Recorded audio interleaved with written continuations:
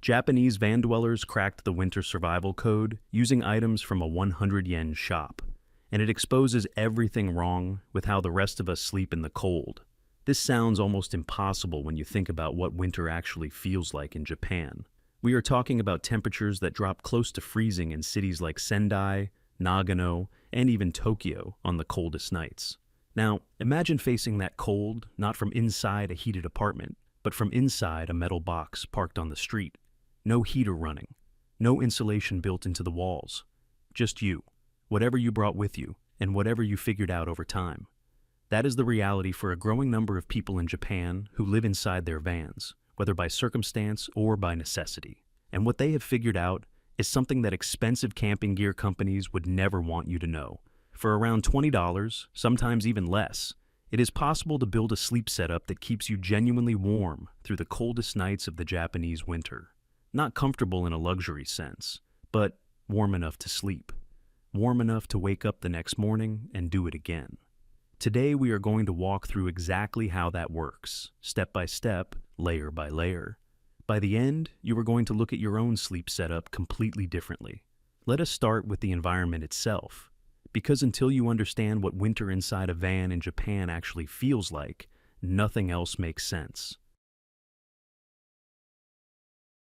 Japan has a word, kanki, which refers to the cold season, the dry, sharp winter air that settles over much of the country between December and February. And depending on where you are in Japan, that cold hits very differently. In the north, in places like Hokkaido or the Tohoku region, temperatures can fall well below freezing for weeks at a time. In central Japan, in mountain areas and inland cities, sub-zero nights are not unusual. Even in Osaka or Tokyo, which many people think of as mild compared to the north, nighttime winter temperatures regularly drop to between 2 and 5 degrees Celsius, sometimes touching zero. Now, here's what most people do not immediately realize. Being inside a vehicle during that kind of cold is not the same as being inside a building. A parked van is not a shelter in the way a room is. It is a metal container sitting exposed to the outside air from every direction, below, above, and on all four sides. There is no heating system working quietly in the background. There is no insulated wall cavity. There is nothing between you and the outside temperature except a few millimeters of steel and glass. For van dwellers in Japan, people sometimes referred to in certain communities as kuruma seikatsusha, or vehicle residents. This is the starting point every single winter. Not a comfortable starting point, a cold, harsh, honest starting point. And yet, many of them have survived multiple winters using nothing more than what they could afford at a 100-yen shop or a used goods store. Understanding why the van gets so cold so fast is the first piece of the puzzle, and the answer is more interesting than you might expect. There is a concept in Japanese called netsu dentatsu, which roughly translates to heat transfer. And inside a parked van on a cold winter night, heat transfer is happening constantly and aggressively, pulling warmth away from your body and out into the night air in 3 different ways at the same time. The first is conduction. Metal is an excellent conductor, which means it pulls heat away from whatever is touching it almost immediately. The floor of a van, the walls, the ceiling, all of these surfaces are actively drawing warmth out of the space. If you lie directly on a metal floor in winter, your body heat gets pulled out of you in minutes. It is not just uncomfortable, it is genuinely dangerous over a long night. The second is radiation. Cold surfaces radiate coldness toward you even when you are not touching them. Large glass windows are particularly bad for this. They are thin, they have almost no insulating value, and they radiate cold air into the sleeping space from every angle they face. The third is convection, which is the movement of air. Even in a sealed van, air moves. Cold air from the windows and walls sinks to the floor level, while any slightly warmer air rises toward the ceiling. This creates a layered effect where the area where you are trying to sleep is often the coldest zone in the vehicle. Japanese van dwellers who have spent time learning to understand their environment often talk about feeling what they call zoku zoku suru, a phrase that describes that creeping shiver you feel even when you think you are bundled up. That shiver is your body responding to multiple heat loss pathways working against you simultaneously. The good news is that once you understand these 3 pathways, you can start to block them one by one. and it does not require expensive equipment to do it. The $20 solution addresses each one of these problems in a specific order, starting from the ground up. Before we get into the individual layers and components, it helps to understand the overall philosophy behind what experienced van dwellers in Japan have developed over time. The Japanese concept of kufu, which means creative problem solving using whatever is available, is really the mindset that drives this entire system. You are not buying specialized gear, you are not ordering from outdoor equipment catalogs. You are walking into a recycle shop, a dollar store called a hayakuenkin, or a discount warehouse, and you are assembling a system from ordinary, inexpensive components.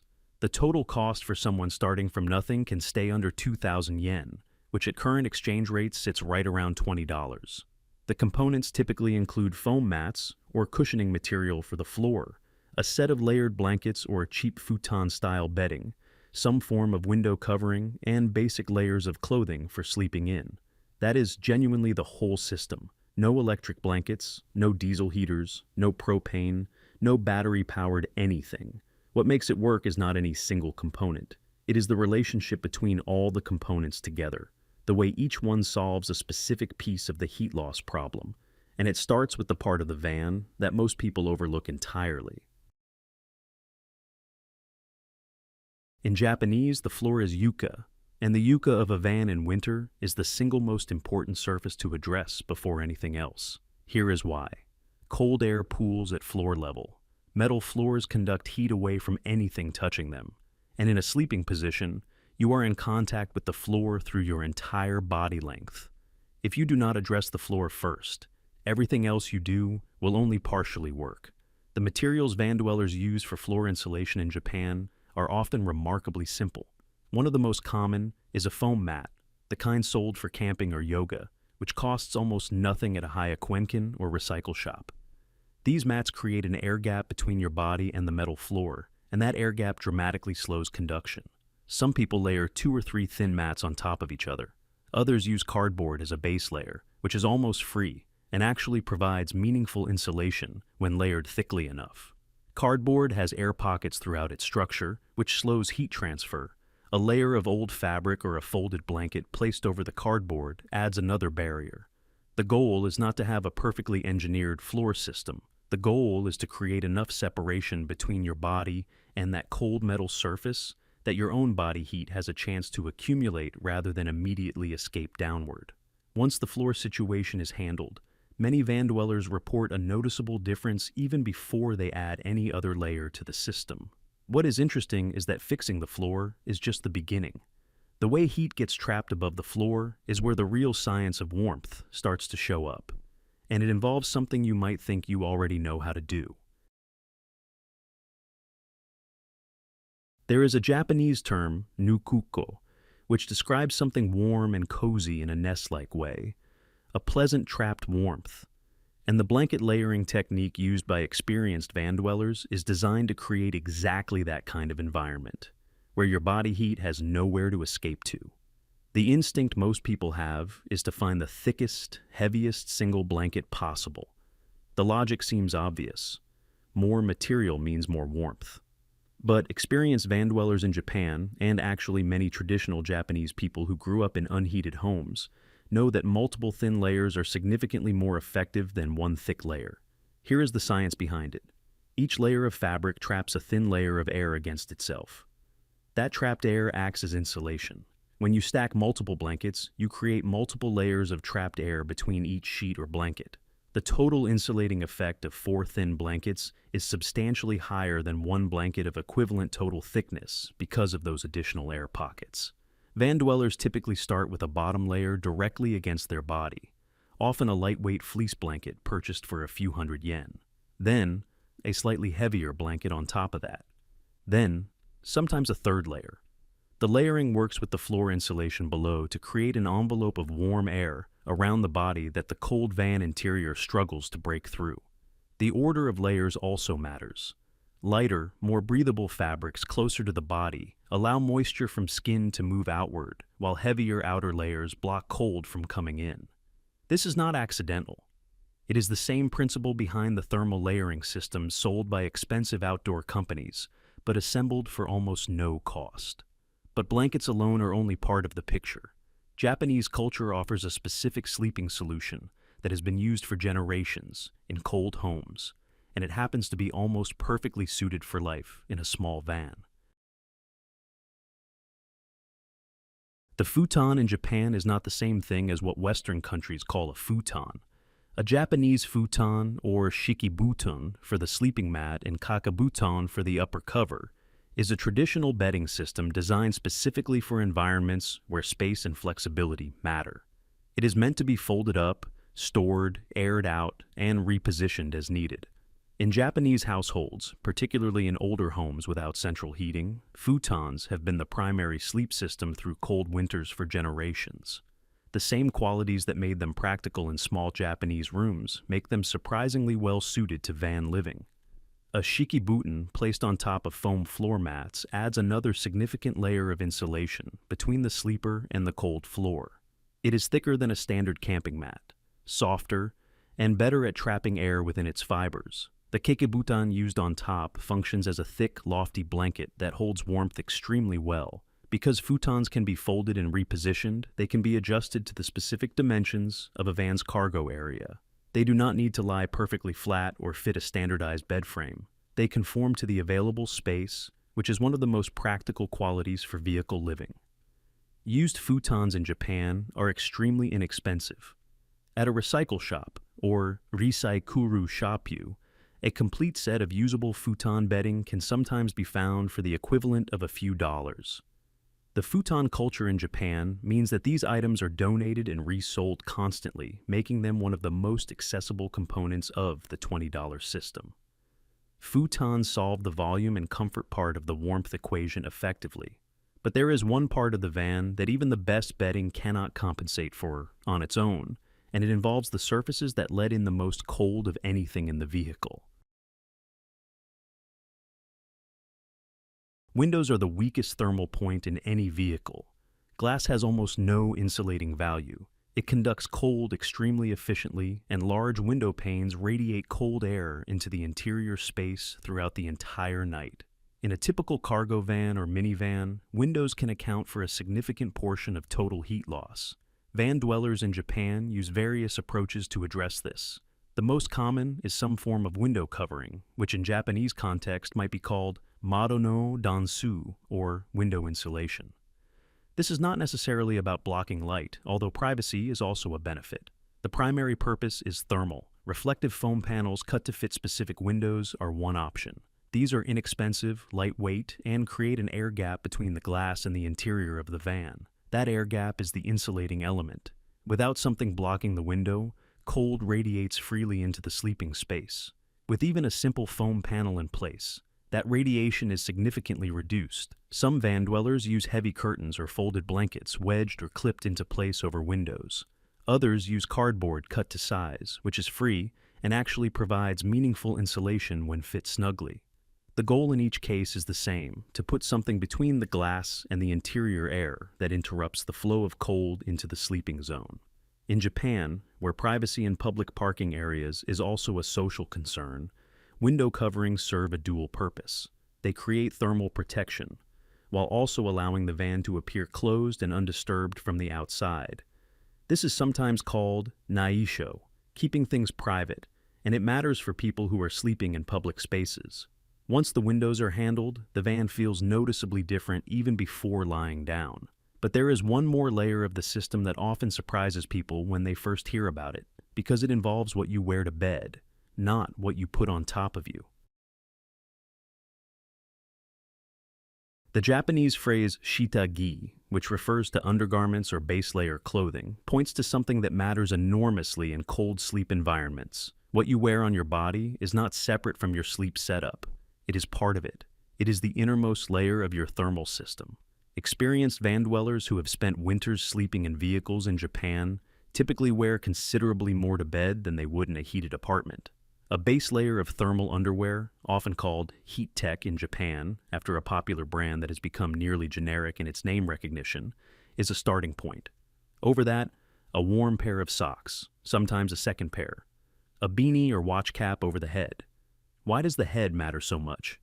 Because a significant amount of body heat is lost through the head when it is left exposed to cold air.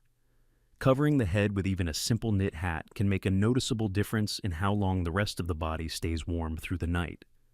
Gloves inside a sleeping setup might sound extreme, but thin glove liners worn over hands while sleeping are not uncommon among people who have spent multiple winters in cold vehicles. The goal is to minimize the total surface area of skin that is exposed to cold air, reducing the amount of work the blankets and bedding have to do. This approach to layered sleep clothing connects directly to the traditional Japanese philosophy of being genki, or maintaining one's physical well-being through practical means rather than expensive ones. Staying healthy through cold winters and modest conditions is something Japanese culture has addressed for a very long time, and the clothing strategies translate naturally to van living. With the body insulated from the outside in, the floor insulated below, the windows blocked, and the bedding layered correctly, the system is almost complete. But there is one challenge that the warmth itself creates inside a sealed van, and ignoring it can actually make everything colder. When warm air produced by a human body meets cold surfaces inside a sealed van, the moisture in that air condenses. This is called keshuku in Japanese, condensation, and it is one of the more counterintuitive problems in van winter living. The better your insulation, the more effectively you trap warmth, but the more moisture you also trap inside the space. Why does moisture make things colder? Because damp materials, wet blankets, wet clothing, wet surfaces conduct heat away from the body far more effectively than dry materials. A blanket that has absorbed moisture from condensation overnight loses a significant portion of its insulating value. Over multiple nights, this can build up into a real problem. Experienced van dwellers in Japan manage this by allowing a small amount of ventilation even on the coldest nights. Not enough to lose significant warmth, but enough to allow some air exchange that carries moisture out of the sleeping space. A window cracked open a centimeter or two, or a small roof vent left slightly open, provides this function. Some people use desiccant packs, small moisture-absorbing packets that can be purchased inexpensively and placed near bedding areas to absorb ambient humidity. These are popular in Japan for use in closets and storage areas and are widely available at discount stores. The balancing act is subtle. Too much ventilation and you lose the warmth you work to build up. Too little and moisture accumulates and degrades your insulation over time. The goal is a small, controlled air exchange that removes moisture without sacrificing meaningful warmth. Finding that balance is something van dwellers tend to learn through experience over their first few winters. Managing moisture is what separates the people who find this system genuinely sustainable from those who struggle with it. Get that part right, and the whole setup holds together remarkably well through months of cold nights. Taken individually, none of the components in this system look like much. A foam mat from a discount store, some used blankets from a recycle shop, a secondhand futon set, cardboard over the windows, a warm hat, and an extra pair of socks. It is easy to look at this list and feel skeptical that it could actually get someone through a Japanese winter night. But that skepticism disappears when you understand the system as a whole. Each component is solving a specific heat loss problem. The floor insulation stops conduction from below. The layered blankets and futon trap body heat in multiple air pockets. The window coverings block radiation from the glass. The sleep clothing reduces the skin surface exposed to cold air. The ventilation management keeps moisture from undermining everything else. Together, these pieces create what is essentially a thermal envelope around the sleeper, a self-contained warm zone inside an otherwise cold vehicle. The van exterior might be sitting in near freezing temperatures. The air inside the unoccupied parts of the van might be cold, but inside that layered bedding envelope, a person generates enough heat to stay genuinely warm through the night. The Japanese concept of mottainai, which describes the feeling of regret over waste and the value of using what is available fully and wisely, runs underneath all of this. These van dwellers are not making do with less than they need. They are using what exists, inexpensive and accessible materials, in the most efficient way possible. And the result is a system that works. If you are someone who camps, hikes, lives in a vehicle, or simply wants to reduce heating costs during winter, the principles here apply to your situation too. Floor insulation first. Multiple thin layers rather than one thick one. Window coverage. Wearing layers to bed. Controlling moisture. None of these things cost much. All of them matter significantly. And the next time someone tells you that staying warm costs money, you can think about the van dwellers in Japan who proved otherwise, sitting warm in their metal boxes on a freezing night, having spent less on their entire sleep system than most people spend on a single coffee order at a specialty cafe. That $20 is not a limitation. It is a reminder that warmth, real warmth that lasts through a cold night, has always been more about knowledge than about money.